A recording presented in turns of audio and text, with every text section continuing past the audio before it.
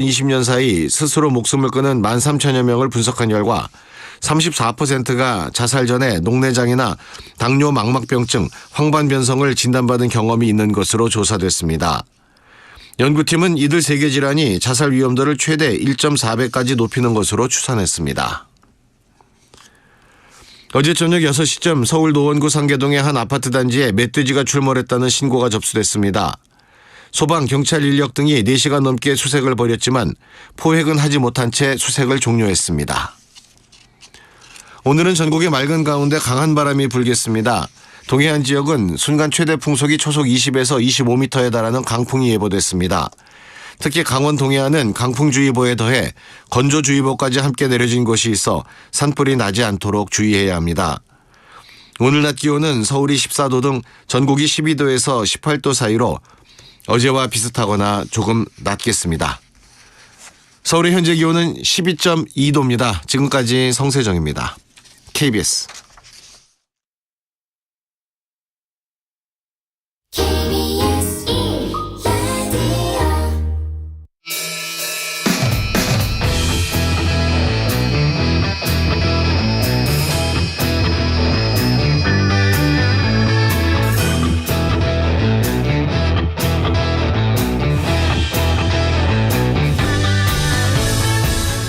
주말 시사의 중심, 정관용의 시사본부.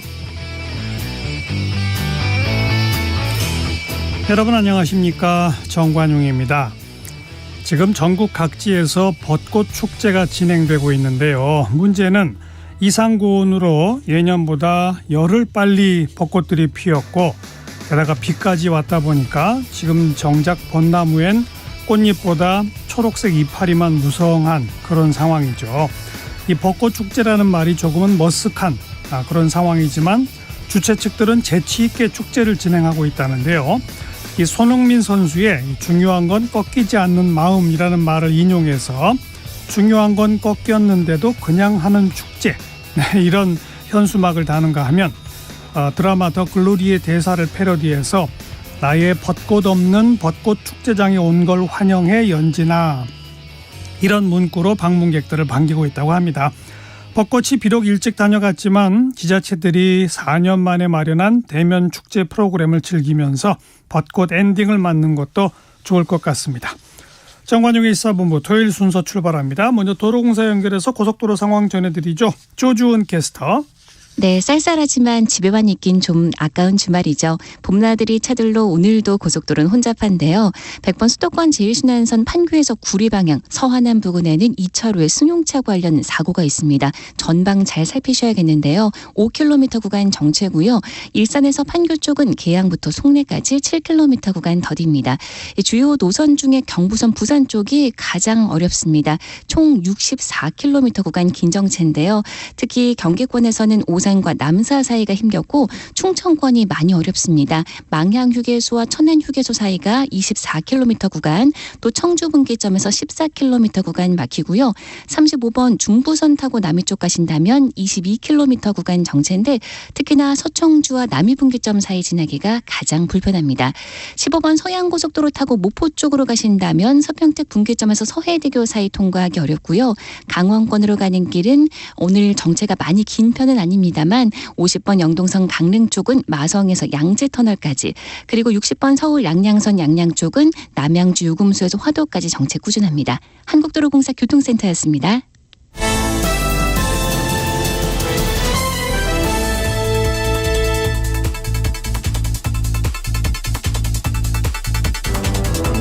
주간 뉴스 브리핑.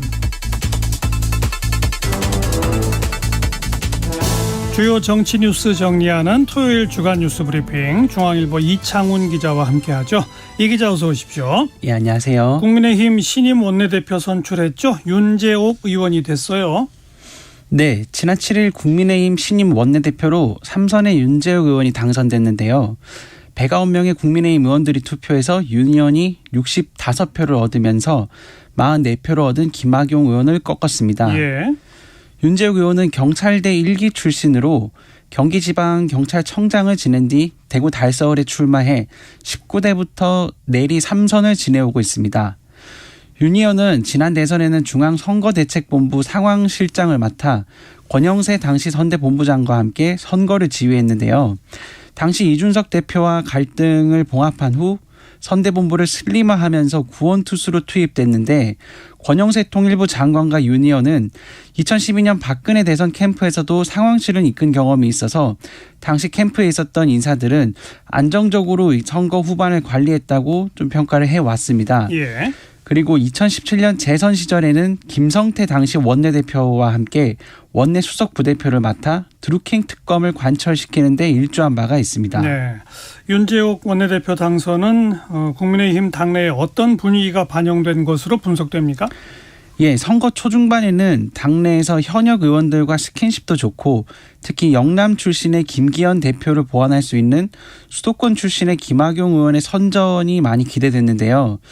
그러나 최근 지도부에 잇따른 설화로 당이 혼란스럽자 진중하면서도 섬세한 성격의 윤 의원이 좀 부각이 됐습니다. 예. 그리고 과거 야당 시절 드루킹 특검 협상을 이끌었던 이력도 의원들에게 강점으로 작용한 것으로 보입니다.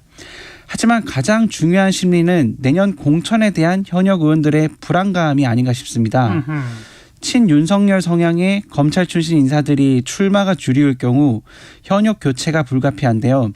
특히 영남을 지역구로 둔 의원들이 이런 공천 물갈이에 대한 불안감도 윤재욱 의원 당선에 영향을 준 것으로 보입니다. 예. 윤 의원은 당선 직후 공천에 억울함이 없도록 버팀목이 되겠다라고 강조했는데요.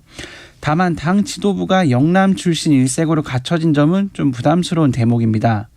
당의 3역 중 김기현 대표가 울산, 박대출 정책위 의장이 경남 진주를 지역구로 뒀는데 윤재욱 의원 당선으로 세 분이 모두 영남 출신입니다. 예. 방금 이창훈 기자가 언급한 것처럼 근데 이번 주는 지도부에 잇따른 설화로 당이 아주 시끄러웠죠. 예, 그렇습니다.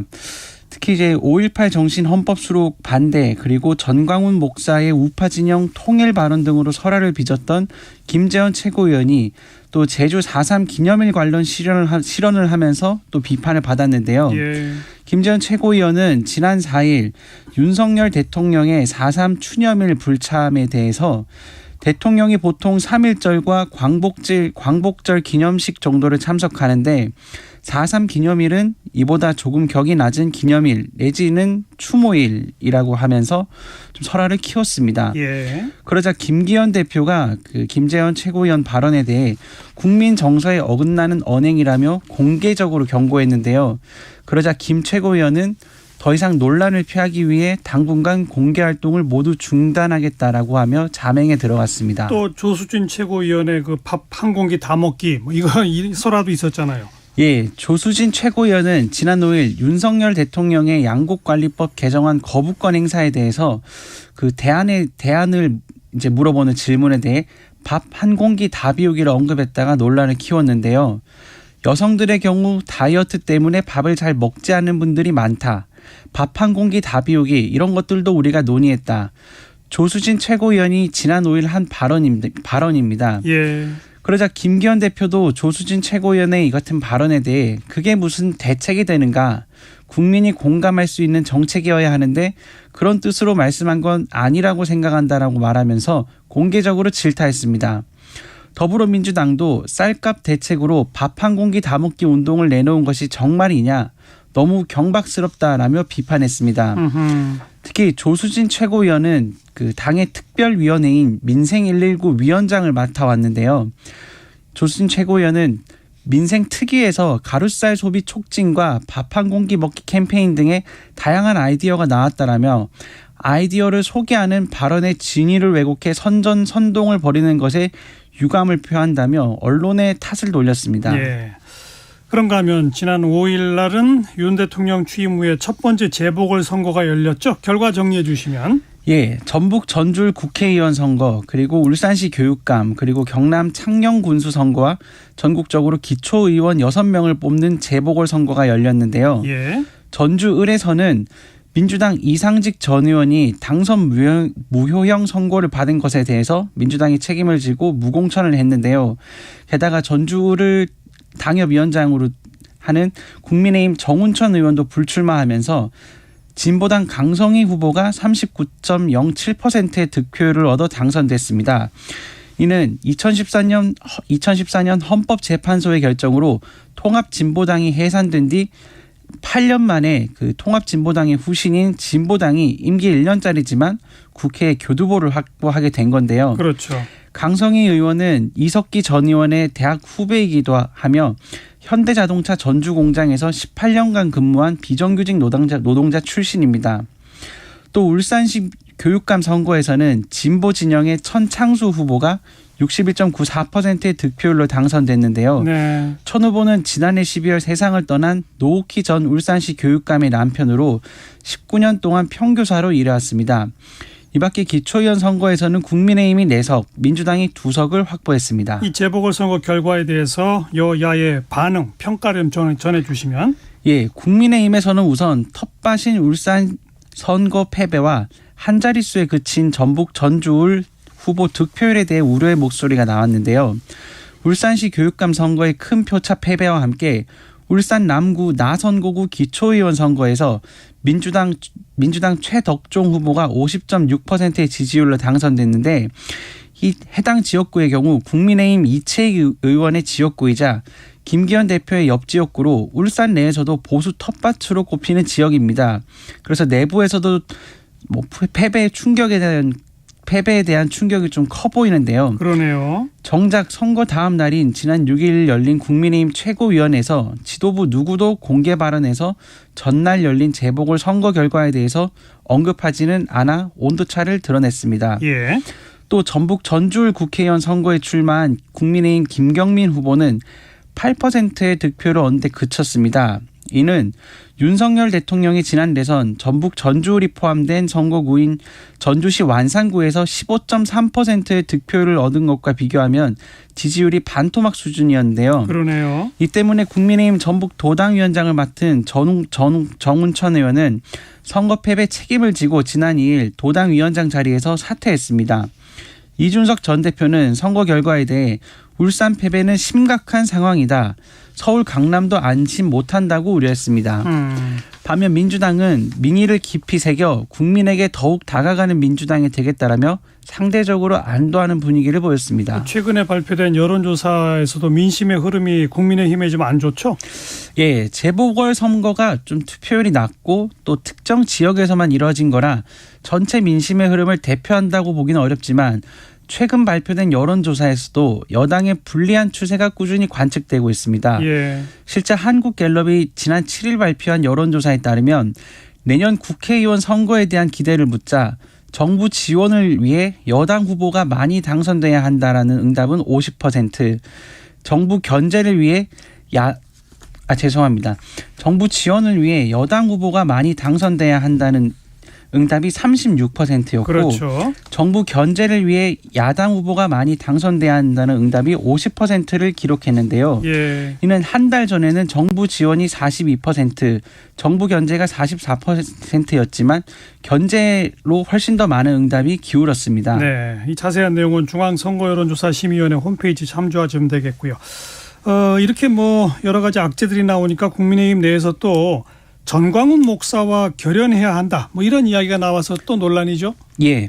극우 상향의 전광훈 목사가 연일 국민의힘 정치인들과 설전을 벌이고 당의 악재로 작용하자 전광훈 목사와 선을 완전히 그어야 한다는 목소리가 당내에서 나오고 있는데요. 황교안 전 대표는 지난 7일 한 라디오에 출연해 전 목사의 공천 개입 의혹을 제기했습니다. 2019년 공천 과정에서 정말 말도 안 되는 요구를 했다. 몇 명이면 이해가 되지만 도저히 받아들일 수 없는 얘기를 했다고 황교안 전 대표가 말했는데요. 예. 홍준표 대구시장은 전 목사가 가입시킨 책임당원을 전수조사해서 정리해야 한다고 주장하기도 했습니다. 전 목사는 당대표 선거를 앞두고 교인 상당수를 국민의힘 책임당원으로 가입시켰다고 주장했는데요. 이는 당대표 선거에 영향을 미치려는 시도로 풀이되었습니다. 예. 특히 당의 지지율이 비상인 상황에서 전 목사와의 손절을 요구하는 목소리가 커질 것으로 보이지만 현실적으로 자금력과 조직력을 갖춘 전광훈 목사와 보수 정치권이 완전히 단절하기는 좀 쉽지 않을 거라는 평가도 나오고 있습니다. 네. 야권 소식으로 가서 민주당 이낙연 전 대표가 이 장인상 치르기 위해서 귀국했죠? 예. 미국에 체류하던 이낙연 전 민주당 대표가 장인인 김윤걸 전 교수의 상을 치르기 위해 오늘 새벽에 귀국했습니다. 지난해 6월 미국으로 출국한 뒤 약 10개월 만에 귀국인데요. 이 대표는 발인 후에도 일주일 정도 한국에 머물 예정이라고 합니다. 이재명 대표도 이 전 대표 빈소를 찾을 예정이라 두 사람의 조우와 오갈 대화 내용에 대해서도 관심이 쏠리고 있습니다. 또 특히 한 달 뒤로 다가온 민주당 원내대표 선거가 친 이재명계와 비 이재명계의 개파 대리전 구도로 흘러가는 상황에서 이낙연 전 대표의 일주일가량 이어질 국내 행보가 민주당 내 비명계 결집에 어떤 영향을 미칠지에 관심이 쏠리고 있습니다. 네. 또 몇몇 민주당 의원들은 일본 후쿠시마 원전 오염수 반대를 촉구하면서 일본을 찾았는데 어떤 활동을 했습니까? 예, 민주당 후쿠시마 오염수 방출 저지 대응단의 위성곤, 양이원영, 윤영덕, 윤재갑 의원이 지난 6일 2박 3일 일정으로 일본으로 출국했는데요. 일본 시민단체와 탈원전 운동가 면담, 도쿄전력 본사 항의 방문, 후쿠시마 원전 오염 현장 방문 등의 일정을 소화했습니다. 민주당은 정부가 후쿠시마 오염수 방류를 막을 의지가 없다라며 일본 현장 방문을 결정했는데요. 다만 국내에서는 한일 관계 영향 등을 고려해 출국 전부터 좀 우려가 컸습니다. 특히 국민의힘 주호영 전 원내대표는 대통령실이 후쿠시마산 수입 계획은 없다는 입장을 밝혔는데도 국민의 대표라는 사람들이 가짜뉴스나 다름없는 허위 사실을 퍼뜨리면서 일본까지 달려가고 있다. 참으로 한심하다라고 비판을 하기도 했는데요. 예. 대응단은 당초 계획과 달리 현지에서 도쿄전력 임원과 일본 국회의원과의 면담은 하지 못했고 후쿠시마 원전에도 들어가지 못했습니다. 게다가 일본에서 만난 일부 시민단체 관계자들은 극좌파인 공산단체에서 활동하는 이들로 외교적인 논란만 초래했다는 비판을 받기도 했습니다. 네. 윤석열 대통령은 취임 후 처음으로 거부권을 행사했죠. 양곡관리법 맞죠? 예, 그렇습니다. 윤석열 대통령이 지난 4일 민주당 주도로 국회를 통과한 양곡관리법 개정안에 대해 전형적인 포퓰리즘 법안이라고 비판하며 제2요구권, 즉 거부권을 행사했는데요. 이는 취임 후 첫 거부권 행사였습니다. 박근혜 전 대통령이 2016년 5월 국회법 개정안에 거부권을 행사한 후 현직 대통령이 거부권 행사한 것은 처음이었는데요. 예. 이번 양곡관리법은 시장의 쌀 소비량과 관계없이 남는 쌀을 정부가 국민의 막대한 혈세를 들여서 모두 사들여야 한다는 남는 쌀 강제 매수법이다. 이 법안은 농업인과 농촌 발전에 전혀 도움이 되지 않는다. 윤 대통령이 지난 4일 거부권을 행사하며 양곡관리법의 문제에 대해 조목조목 지적한 발언이었습니다. 예. 양곡관리법 개정안은 쌀 수요 대비 초과 생산량이 3에서 5% 이상이거나 수확기 쌀값이 평년 대비 5에서 8% 이상 하락할 때 정부가 초과 생산량 전량을 의무 매입하도록 하는 법안입니다. 민주당은 어떤 입장을 내놨습니까? 예, 민주당은 우선 재의결을 추진한다는 입장인데요. 하지만 제2결은 재적의원 과반 출석에 출석 의원 3분의 2 이상 찬성을 요건으로 하기 때문에 개정안은 사실상 폐기 수순입니다. 왜냐하면 국민의힘 의원이 115명으로 전체 3분의 1을 넘기 때문입니다. 예. 대신 민주당은 거부권을 행사한 윤 대통령에게 불통과 독주 낙인을 찍으며 강대강 대치를 이어갈 것으로 보입니다. 민주당은 윤 대통령이 거부권을 행사하자 대통령실 앞에서 기자회견을 열었는데요. 민주당이 제안한 이 법은 정부가 적극적인 쌀 생산 조정을 통해 남는 쌀이 없게 하려는 남는 쌀 방지법이라고 반발했습니다.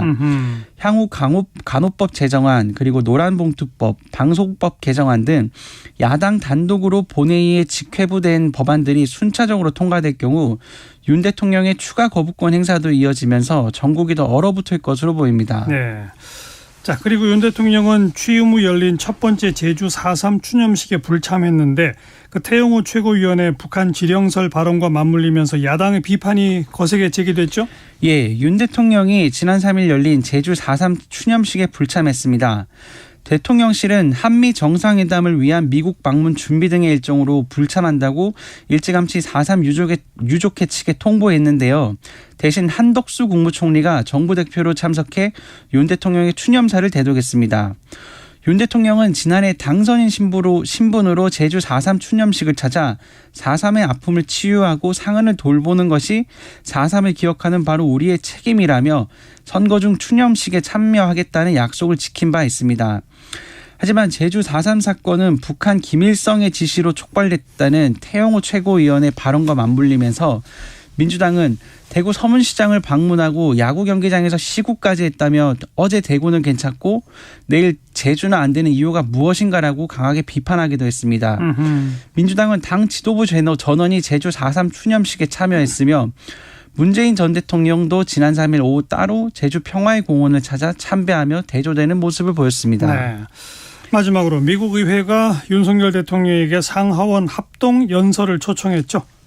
예, 지난 5일 대통령실을 찾은 마이클 맥콜 미 하원 외교위원장이 윤 대통령에게 4월 말 미국 국빈 방문 때 미 의회 상하원 합동 연설을 공식으로 요청했는데요.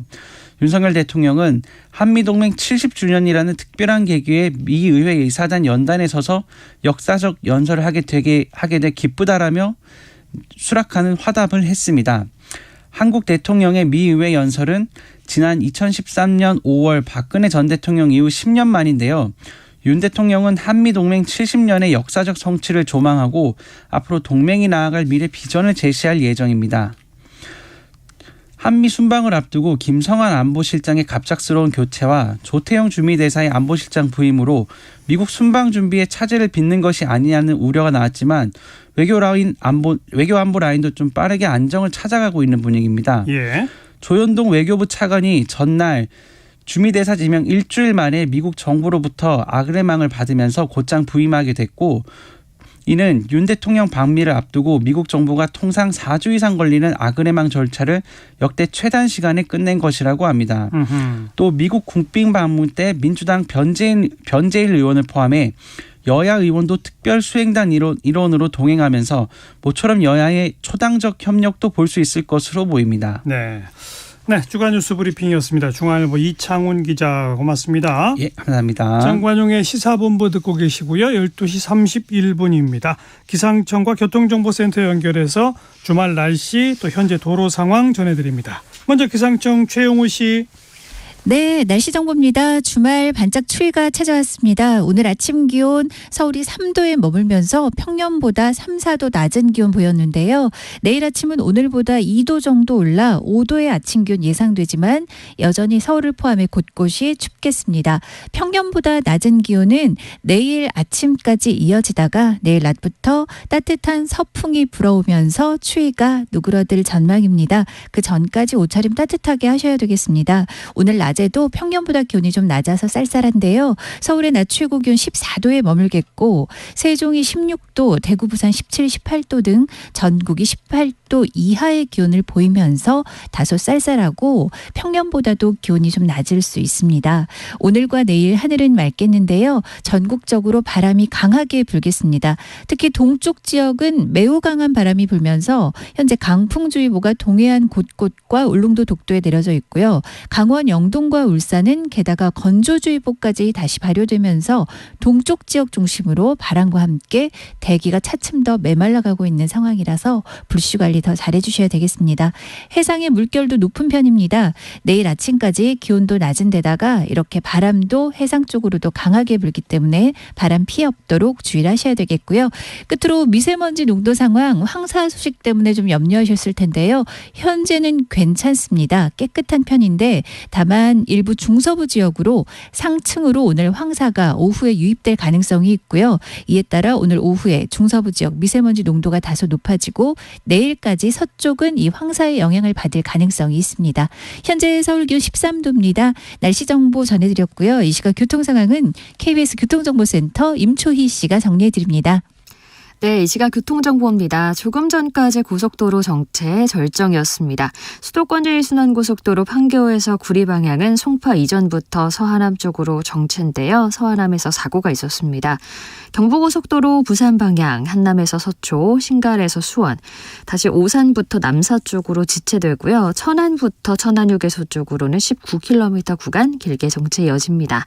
또 옥산 부근과 남청주부터 신탄진, 그리고 대전터널부터 비료 이동 분기점 사이도 답답하고요. 논산 천안고속도로 논산 방향은 풍세요금소부터 차량터널 그리고 정안휴게소 일대 밀리고 있습니다. 서울 시내도 동부간선도로 도심 방향으로 성동 분기점부터 정체가 극심합니다. 지금 20분이 넘게 걸리는데요. 1차로에서 난 사고 여파입니다. 올림픽대로 하남 방향은 방화대교에서 월드컵대교, 더 가서는 동호대교에서 청담대교 쪽으로 밀리고요. 다시 잠실철교부터 암사대교 사이 정체인데 암사대교 부근 1차로에는 사고가 있습니다. KBS 교통정보센터에서 임초희였습니다.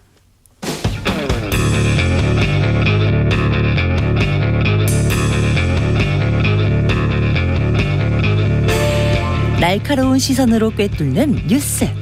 주말 시사본부.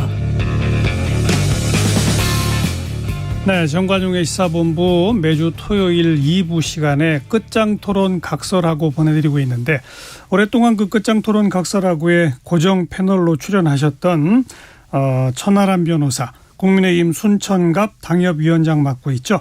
이번 전당대회 최고위원에 도전했다가 아쉽게 성공하지 못했었습니다. 오래간만에 오늘 스튜디오에 모셨어요. 전당대회 이후에 국민의힘 상황 좀 이야기를 좀 들어보겠습니다. 천하람 변호사 어서 오십시오. 네, 안녕하십니까. 천하람입니다. 네, 고생하셨어요. 네, 이번에 사실 제가 최고위원은 아니고 당대표 선거에 나갔었는데. 죄송합니다. 근데 아닙니다. 근데 제가 그런 말씀을 들으면서 느끼는 것이 확실히 제가 당대표 도전하기에는 내공이 좀 많이 부족했던 것 아닌가라는 어떤 스스로 어떻게 보면 좀 부족함을 많이 느끼는 저는 선거였다. 그래서 그렇기 때문에 또 그렇게 착각하신 거 아닌가 하는 생각도 듭니다. 네. 죄송하고요. 아유, 아닙니다. 근데 끝장토론 각설하고를 그렇게 오랫동안 나오셨으면 됐었어야죠. 맞는 말씀. 그래서 제가 또 급작스럽게 출마하느라고 제대로 우리 청취자분들께 인사도 못 드리고 이렇게 했었는데 어떻게 또 불러주셔가지고 너무 감사합니다. 내가 좀 준비가 부족했구나 이걸 느꼈다. 네. 그 말씀을 첫 번째 해주셨는데 또 그 밖에 전당대회 치르면서 전국을 돌아다니면서 당원들을 만났잖아요. 네. 느낌이 어땠습니까? 사실은 정말 전국 각지에 다양한 목소리가 있구나라는 거 뻔한 말씀 드려야 되는데, 그러니까 결국 그런 겁니다.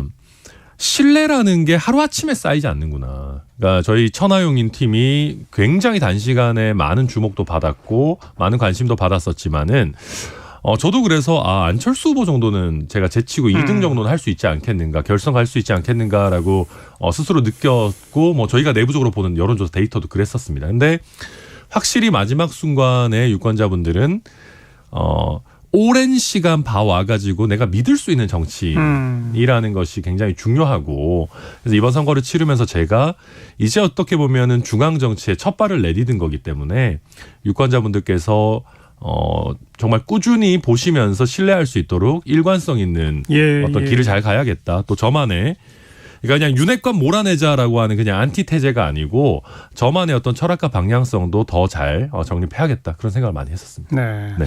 이준석 전 대표 이후에 이제 젊은 당원들이 많이 들어왔잖아요. 네. 그래서 많은 평론가들이나 정치권에서도 돌풍을 일으킬 것이다. 이런 예상이었는데 젊은 당원의 분포만큼도 사실은 득표가 안 된 거잖아요. 맞는 말씀입니다. 그러니까 그러니까 이제 저는 그렇게 보는 것이 이준석이라는 인물이 그렇게 쉽게 대체되지 않는다. 실제로 이번 선거에 이준석 대표가 저희 천하용인 팀, 저를 비롯해서 굉장히 많이 지원을 했지만은 젊은 세대나 젊은 당원이 이준석 대표에게 열광하는 것만큼의 열광을 제가 이끌어내지 못했습니다. 그거 왜 그러냐면 이게 이준석 대표가 그냥 단순히 젊은 세대들이 좋아하는 얘기 한두 마디 해가지고 한 것이 아니고 10년 이상 정치 활동을 이어오면서 마찬가지로 신뢰를 얻어낸 것이거든요. 그렇죠. 근데 이거 하루아침에 되는 것이 아니라는 걸 저도 많이 느꼈고, 제가 그런 면에서 좀 부족했기 때문에 어떻게 보면 허은하, 김용태, 이기인 최고위원들도 입성을 못했는데 사실 저는 그게 제일 아쉬운 부분입니다. 최근에 최고위원들의 어떤 실언과 막말 이상한 얘기들을 저 보면서 저 자리에 허은하, 김용태, 이기인이 갔었다면 어땠을까. 제가 조금 더 잘했었어야 되는데 그런 아쉬움이 많이 남습니다. 네. 지금 이제 전당대회 치르는 과정에 천하람 변호사가 이제 빠지고 다른 패널과 함께 저희 토론을 계속 진행했을 거 아닙니까? 네. 그 자리에서 패널들이 다들 우리 천하람 변호사한테 그런 주문을 했어요, 사실. 윤핵관 반대, 또 이준석 계열, 이거 말고 천하람 표 뭐를 던져야 한다. 맞는 말씀입니다. 천하람 표 뭐를 좀 던지셨어야 되고 또 그때 저도 좀 뭐 응원차 아니 경상도 출신인데 순천에 가서 정치하겠다고 네. 뭐 뿌리 내리고 하고 있는 이 모습 자체가 하나의 그 트레이드 마크가 될 수 있는데 왜 그게 널리 전파가 안 되느냐 그런 얘기를 했었거든요. 그러니까 이제 그런 것들이 사실은 저의 정치적인 서사나 자산의 좀 부족함입니다. 그러니까 이 쉽게 얘기해서 저도 저만의 색깔을 내기 위해 나름대로 노력했고, 예를 들면 여러 연설에서도 우리가 민주노총이랑 싸우더라도 오히려 보수정당이 소외된 근로자들을 위한 제3노조 같은 역할을 해야 된다라는 이슈라든지, 저희가 강원도에서도 뭐 색깔론, 종북 좌파몰이 이런 거 좀 그만하고 정말로 뭐 북한에 대해서도 좀 유연하고 전략적인 접근해야 된다. 좀 더 우리가 통합적인 정당으로 나아가야 된다라는 얘기들을 많이 했지만은 예. 그 아젠다를 확산시킬 수 있을 만큼의 저의 정치적인 여정이 아직 좀 부족했던 것 같고, 확실히 제가 좀 초기에 그 지지율이 많이 안 나오다 보니까 저희가 내놓는 메시지들에 대한 주목도가 좀 떨어지고 약간 윤핵관 반대 정도밖에 확산이 안 된 거 아닌가? 결국은 저는 저의 어떤 정치적인 체급이나 중량감의 부족 이런 부분들을 많이 사실 느꼈었습니다. 이번 대회를 통해서 네. 여러 체급 올라갔습니다.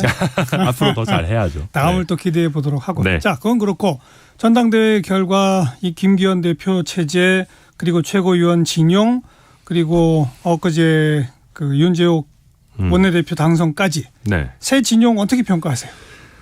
아직 우리가 치열하지가 않다.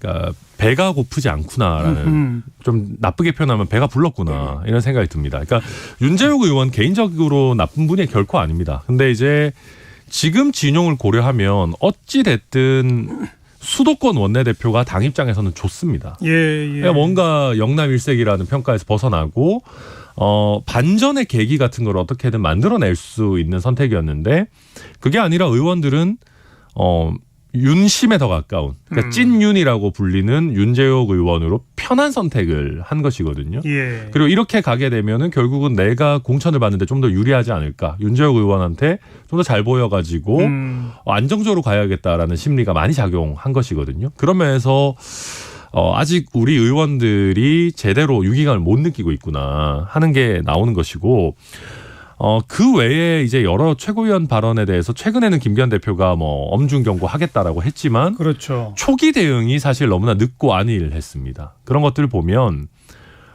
좀 굉장히 지금 당이 위기 상황에 있는데, 그 위기 상황이라는 것을 우리 당만 모르고 있는 것 아닌가 하는 안타까움이, 걱정이 듭니다. 네. 뭐 정광훈 목사 우파 통일 발언, 또 5.18 정신 발언, 또 게다가 이제 4.3 기념일 뭐 격이 났다는 식의 발언. 김재원 최고위원은 왜 그래요? 격이 났다는 거는 모르겠습니다. 도대체 그건 무슨 생각인지 모르겠고, 아마 네. 억지로 쉴드를 이제 방어를 하려고 하다 보니까 이제 터무니없는 얘기가 나오는 것 같고, 그 외에 정광훈 목사를 띄워주는 거는 저는 전략적이었다고 봅니다. 그래요? 네, 왜냐하면은 김재원 최고위원 입장에서 할 수 있는 게 거의 없습니다. 대구 경북의 공천을 노리고 있는데, 김재원 최고위원이 여기서 뭐 개혁적으로 뭐 중도 확장적으로 할 수 있는 인물이 아니고, 결국 할 수 있는 것은 오히려 더 오른쪽에 있는 극단적인 세력의 힘을 빌려가지고 내가 경선에서 이기겠다라는 전략이거든요. 이번 전당대회에서도 그게 통했으니까 대구 경북 경선에서도 통하겠지라고 하는 생각을 가지고 저는 적극적으로 정광훈 목사 세력에 구애하고 있는 거다, 그렇게 봅니다. 네. 그런데 그 발언에 대한 여파가 뭐 오히려 정광훈 목사 완전히 끊어내야 한다는 주장이 더 힘을 얻는 식으로 지금 가고 있잖아요. 그렇기는 한데, 저는 뭐 하태경 의원 같은 경우에는 정광훈 목사를 추천인으로 쓴 당원들을 다 쫓아내야 된다고 하는데, 저는 그거는 좀 올바른 해결책이 아닌 것 같고요. 오히려 더 당원들을 확장하는 형태로 가야죠. 그래서 정광훈 목사 세력이 의미가 없어지도록 해야 되는 것이고, 이번에 실제로 그 전광훈 목사와 손을 잡는 모습 때문에 가장 피해를 본 게 저는 울산 남구와 전주을 보궐선거였다라고 봅니다. 왜요? 울산 정도, 그러니까 부산 경남, 그러니까 부울경 정도만 돼도요, 생각보다 중도층이 많습니다. 한번 생각해 보십시오. 전광훈 목사 당을 우리가 어떻게 선택합니까?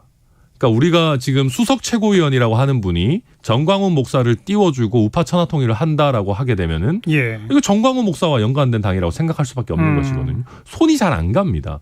그 파괴력이 가장 안 좋은 게 이제 사실 호남 지역이고요. 저희 전주울 같은 경우에 지난 지선에서 전북지사 후보가 19%까지 받았었는데 그렇죠. 이번에 8%로 완전히 떨어진 것에는 저는 그 지나친 그 우향우 게다가 그 중에서도 굉장히 질 낮은 전광훈 유와 손잡은 것이 저는 결정적으로 안 좋았다고 봅니다. 네. 그 전당대회는 100% 당원으로 치러졌지만 보궐선거는 일반 유권자를 대상으로 하는 것이고 전당대회 이후에 지도부에서 그런 식의 발언이 나오는 거를 보고 당원들 마음도 돌아설지 모르겠지만 일반 유권자들은 더 돌아섰다. 맞습니다. 이런 얘기로군요. 아, 그럼요. 그리고 지금 그 효과가 얼마나 악영향이 컸냐 하면은 울산 남구 같은 경우에는 울산에서 집권 여당 당대표를 배출했기 때문에 축제 분위기가 돼야 되고 예. 붐업이 돼야 되고 일반 유권자들에게도 그게 좋은 신호를 드려야 됩니다. 김기현 대표 바로 옆 지역구잖아요. 맞습니다. 게다가 김기현 대표는 울산 시장 출신이기도 하고. 그러니까요. 아, 그러면 집권 여당 당대표가 나와서 국민의힘 힘 실어주는 게 우리 울산에 도움이 되겠구나라는 분위기로 확 치고 나가서 원래보다 더 좋은 득표가 나와야 되는데 울산 남구 이 지역구 같으면 옥동 이런 데는 한 20% 30% 저희가 이기는 지역이거든요. 예. 근데 졌다라는 거는 이거는 중도층의 민심 이반이 생각보다 굉장히 심각하다라고 봐야 되는 것이고 여기에 대해서 지금 당에서 고작 나오는 반응이라는 것이 청주는 이겼다라는 거거든요. 제가 이거 보고 진짜 기가 차가지고 예. 청주도 민주당 출신 무소속이 나와서 표가 갈렸기 때문에 저희가 가까스로 이긴 거지 결코 선전한 것이 아닌데 애써 무슨 골목 선거니 뭐 청주는 이겼다느니 이런 식으로 간다면은 당이 더 어려운 길로 갈 수 있다. 저는 뭐 우려하고 있습니다. 그러니까 전당대회 결과 김기현 대표 체제와 새 최고위원 진영이 꾸려졌고 그리고 첫 번째로 치른 재보궐선거에서 어찌 보면 뭐 처참하게 패배한 거 아니겠습니까? 정말 이거 절망적인 수준인 겁니다. 예. 그러니까 이게 이제 저희가 여론조사를 부정해요. 보면은 평소에. 그러면서 하는 얘기가 보수 응답자들이 입을 닫는다 뭐 이런 식의 네. 얘기를 하더라고요. 그러니까 저희가 평소에 하는 얘기 그런 겁니다. 여론조사에서는 그렇게 나와도 아유 울산 시민들이 설마 민주당 뽑겠어? 그런 식으로 되게 안일하게 생각하는데 이번에 뚜껑 열어보니까 민주당 뽑는다라는 게 나온 거잖아요. 예. 그러니까 울산 남구가 울산의 강남이기 때문에 여기를 내줄 정도면 부산이 전체적으로 다 위험한 것인데 울산 전체와 다시 한번 잘 새겨봐야 되는 그런 상황이고 저는 순천에서 정치하니까 지금 저희가 전주에서 8%를 받았거든요. 그러니까요. 8% 받았다는 말은 뭐냐 하면은 선거 비용을 한 푼도 보전을 못 받는 그렇죠. 그러면 저희가 호남 지역에서 후보를 내기가 굉장히 어려워지게 되고 그러면은 호남에서 제대로 된 후보 못 나오고 그러면은 수도권에 나와 계신 호남 출신 우리 유권자들이 또 우리 고향 홀대 안에 집권 여당이 고작 우리 고향에 내놓는 후보가 있다위냐라고 가게 되면 후보도 못 내네 이런 식으로 또 전체적으로 또 이 전통적인 악순환이 부활되는 지금 그런 징조가 보입니다. 예. 이거 뭐 이런 식으로 질문을 구성해서 던져도 될지는 모르겠지만 그게 뭐 예를 들면 뭐 주 68시간 노동시간 뭐 했다가 물러서는 거 또 일제 그 강제동원 해법 일방적으로 내놓고 한일 정상회담 갔다가 그 후에 뭐 독도는 자기네 땅이다라고 하는 교과서 이런 거나 이제 받아들고 있는 대통령과 대통령실의 행보, 정부의 행보 이거에 실망한 유권자분들이 분명히 또 반영된 거 아니겠습니까? 네, 저는 그렇게 보입니다. 그 측면이 큽니까? 보수 일색, 친윤 일색으로 짜여진 새 지도부에 대한 어떤 뭐 그 환멸감이 큽니까? 어느 쪽이 더 책임이 커요? 이제 그게 사실 맞닿아 있는 거죠. 둘 다 맞닿아 있다. 둘 다 맞닿아 있는 거고 굳이 선거에 미친 영향만 따지자면 저는 최근에 있었던 최고위원들의 그 어떤 망언, 실언 이런 것들도 결코 영향이 적다고 생각하지는 않습니다. 그렇죠. 다만 69시간 문제 이런 거는 저는 20대 30대 특히 일하는 직원들에게 굉장히 악영향을 미쳤다고 생각을 하고요. 만약에 그런 이슈를 던질 거라면은 공짜 야근을 유발하는 포괄임금제에 대한 제대로 된 대책을 꺼내면서 얘기를 했었어야 되는데 그런 부분 굉장히 아쉬운 지점이고 그 한일 관계 같은 부분도 호남에서는 특히 굉장히 안 좋은 영향을 저도 뭐 피부로 체감을 하고 있기 때문에 결국 핵심은 그겁니다. 당이 대통령실 지지율의 플러스 알파 역할을 지금 전혀 못하고 있는 상황이고 동조화가 되는 경향이 가면 갈수록 커질 겁니다. 그러면은 이걸 타파하려면은 정부와 여당이 정책적으로 좋은 드라이브를 걸어가지고 대통령 지지율을 끌어올리는 방향으로 가야 되는데 그런 유능함을 과연 보여주고 있느냐. 오히려 최근에 무슨 밥 한 공기 이런 소리 하면서 정부 여당이 가지는 유능함을 오히려 희화화시키는 쪽으로 지금 가고 있어서 이런 상황을 빨리 반전시켜야 된다. 그렇게 보고 있습니다. 어떻게 반전시킬 수 있을까요? 일단 헛소리 하는 거를 사실은 막아야 되는 것이고 또 한 가지는 당정협의라고 하는 것이 그냥 보여주기 식으로 해가지고 짜여진 각본대로 얘기하고 사진 찍고 끝나는 것이 아니고 예를 들면 양곡관리법 이런 식이면 저희 당에도 특히 농촌 출신 의원들 같은 경우면 찬성하는 의원들도 적지 않습니다. 그렇죠. 당 내에서 이런 이슈들에 대해서 살아있는 토론들이 좀 나와줘야 됩니다. 그렇게 해서 우리가 이런저런 예상되는 반론을 고려해가지고 이런 어떤 정책적인 대안을 마련해서 양곡관리법을 거부한다라는 어떤 스토리라인이 나와야 되는데 스토리는 없고 대통령실에서 우리 이거 반대라고 오더가 나오니까 당에서는 아무 말도 하지 마라는 식으로 가게 되면은 이게 국민들도 잘 납득을 못 하시는 쪽으로 가는 거죠. 그래서 결론은 당에서 다양한 의견과 대안이 좀 자유롭게 표출되고 건전하게 토론이 되는 문화로 가야지 이게 궁극적인 해결이 되는데 그거 막아놓고 그냥 일단 망언은 단속하고 가자 이 정도로는 잘 안 되는 거죠. 민주당은 이제 양곡관리법에 대해서 비판하는 그 제일 큰 논지가 양곡관리법을 이런 식으로 개정하게 되면 쌀 농사를 오히려 줄여야 되는데 오히려 이걸 늘리게 돼서 농민들한테도 사실 장기적으로 보면 도움이 안 된다라는 반대론이 있잖아요. 그 반대론에 대해서 민주당은 이런 법을 만들어야 정부가 적극적으로 나서서 쌀값 안정, 쌀 생산량 조정으로 들어간다. 그래서 이거는 쌀 남지 않게 하는 방지법이다라는 식의 또 역논리를 펴지 않습니까?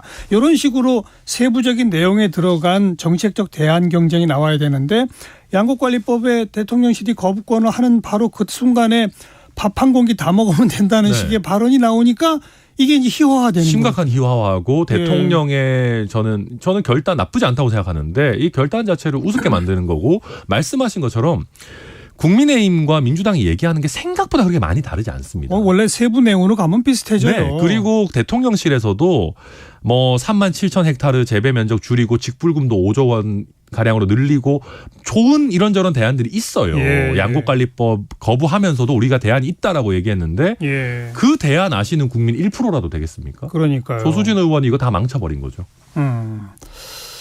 아무튼 새 지도 체제를 만들어낸 국민의힘에 대해서 상당히 걱정을 좀 많이 말씀을 하고 계신데 그 새 대표 김기현 대표가 만나자고 자꾸 하는데 왜 안 만나세요? 실제로는 별로 만나실 생각이 없습니다. 만나자고 여러 번 안 했어요? 한 번 했어요? 몇 번 하셨지. 여러 번까지는 아니고요. 몇 번 하셨지만은 몇 번도 여러 번이죠. 그러니까 어떤 형태냐면은 처음에는 영구 추방 얘기를 했기 때문에 제가 사실 만날 수가 없었고 두 번째 어느 정도 지나고 나서는 박수영 원장이 천하람이한테 무슨 호남특위 위원장 같은 거 줘야 된다라는 식의 얘기가 나오니까 또 더더욱 만날 수가 없었습니다. 왜냐하면은 그렇게 되면은 제가 지금까지 시간을 좀 갖자라고 한 것이 자리 받으려고 몸값 띄우는 형태가 되기 때문에 그리고 만나고 나면은 김기현 대표한테 첫 질문이 천하람이한테 무슨 자리 줬냐 저한테는 그거 받기로 했냐 이렇게 될 겁니다. 그래서 좋지 않다. 그래서 제가 여러 통로로 자연스럽게 뵙자. 대통령께서 순천에 오실 때 당대표 오셔서 자연스럽게 뵙거나 아니면 전주 울 보궐선거가 있으니까 전주에 제가 약간 지원 유세를 가는 형태로 좀 자연스럽게 만날 수 명분 있게 있지 않겠느냐라는 얘기들을 저도 했었는데 순천에 당대표께서 오시지 않았고 전주 을 보궐선거에도 저에 대한 지원 유세 요청이 전혀 없었습니다. 그래서 그런 것들을 보면 아마 지금 우리 대표 쪽에서는 제가 이제 여의도로 김기현 대표를 찾아와서 약간 좀 뭐랄까요 이렇게 이제 알현하듯이 제가 그런 표현을 쓰진 않겠습니다만은 그렇게 하는 모양새를 원하시는 게 아닌가 생각이 듭니다. 그러면 당분간 그 만남이 성사돼서 뭔가 당의 새바람이 불어지고 뭐 이런 것도 기대하기는 어렵겠네요.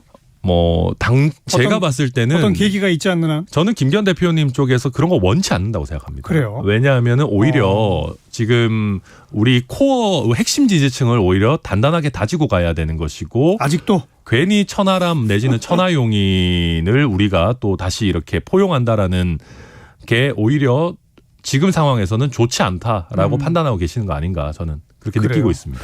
아니 새 지도체제 그 최고위원들이 거의 뭐 공개적으로까지 이준석 전 대표는 이제 안 된다는 식의 발언을 초반부에 막 쏟아냈잖아요. 맞습니다. 그건 그대로 관철이 될까요, 그러면? 저는 좀 표현이 그렇지만 왜 그 선택권을 본인들이 갖고 계신다고 생각하는지 잘 모르겠습니다. 그러면 좀 예. 지켜봐야 될 것 같고 오히려 특히 이제 공천을 앞두게 되면 권력을 가지고 국민들의 어떤 생각과 동떨어진 발언을 한 분들부터 위태로워지는 것이거든요. 그래서 저는 그런 협박을 하시는 분들이 과연 주도권을 계속 쥐고 갈 수 있을지 좀 지켜봐야 된다고 생각합니다. 네. 전당대회 있기 전부터 저희 끝장 토론 각설하고를 통해서도 국민의힘에 대해서 아주 쓴소리를 쭉 하시다가 전당대회에서도 우려의 표명을 많이 했고 네. 그 사실 재보궐선거에서 천하람 변호사의 그 우려 표명이 맞다는 게 입증이 됐음에도 국민의힘은 별로 안 변하고 있는 이 상황에 여전히 똑같은 주문을 하고 계신데 네. 어떤 반응들이 어떻게 변화가 있을지 저희가 또 지켜보도록 저도 할게요. 입이 아픕니다. 이제. 저도 뭐 좋은 얘기 하고 싶은데 참 네. 이게 쉽지가 않습니다. 자, 천하람 변호사 오래간만에 함께 목소리 들었습니다. 오늘 고맙습니다. 감사합니다. 네, 잠시 후 1시 2부에 다시 올게요.